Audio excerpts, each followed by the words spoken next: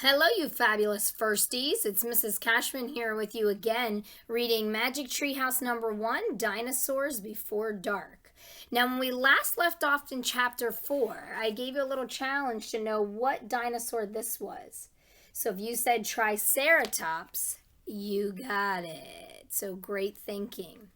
All right, here we go with chapter 5. Let's see what Jack and Annie are up to. It's called Gold in the Grass. Go, go, said Jack.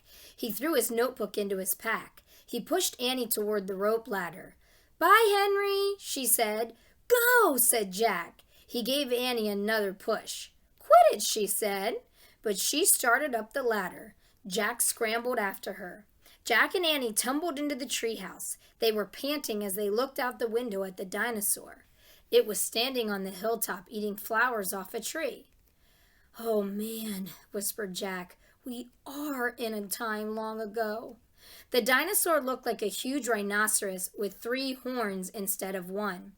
It had 2 long horns above its eyes, and another one grew out from its nose. It had a big shield-like thing behind its head. Triceratops, said Jack. Does he eat people? Whispered Annie. I'll look it up. Jack grabbed the dinosaur book. He flipped through the pages. There, said Jack, pointing to a picture of a Triceratops. He read the caption. The Triceratops lived in the late Cretaceous period. This plant-eating dinosaur weighed over 12,000 pounds. Jack slammed the book shut. Just plants, no meat. Good, said Annie. Let's go see him up close. Are you crazy? Said Jack. Don't you want to take notes about him? Asked Annie. We're probably the first people in the whole world to ever see a real live Triceratops. Jack sighed. Annie was right. Okay, let's go, he said. Jack shoved the dinosaur book into his pack. He slung his pack over his shoulder. Annie started down the ladder, and Jack followed her. Just promise you won't pet him, Jack called down to Annie. I promise, said Annie. Promise you won't kiss him, said Jack. I promise, said Annie. Promise you won't talk to him. I promise, said Annie. Promise you won't. Don't worry, said Annie. Annie and Jack stepped off the ladder. The pteranodon gave them a friendly look. Annie blew him a kiss. Be back soon, Henry, she called. Shh, said Jack, and he led the way slowly and carefully through the ferns.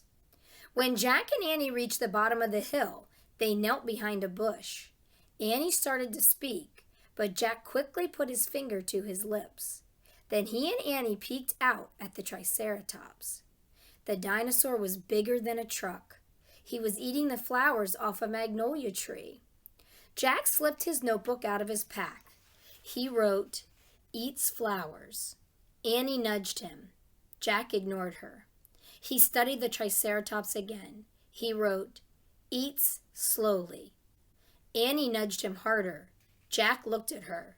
Annie pointed to herself. She walked her fingers through the air. She pointed to the dinosaur. She smiled. Is she teasing? Jack wondered. Annie waved at Jack.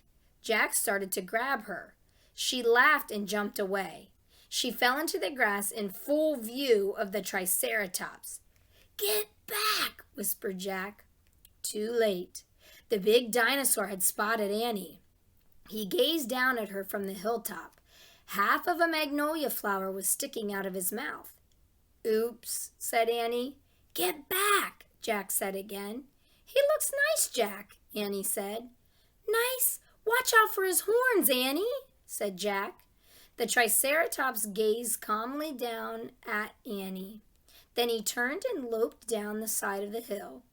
Bye, said Annie. She turned back to Jack. See? Jack grunted, but he wrote in his notebook, Nice. Come on, let's look around some more, said Annie. As Jack started after Annie, he saw something glittering in the tall grass. Jack reached down and picked it up. It was a gold medallion.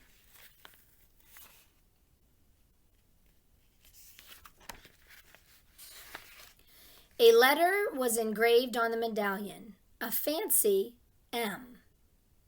"Oh, man, someone was here before us," Jack said softly. And that takes us to chapter 6. So we'll see you next time here for chapter 6.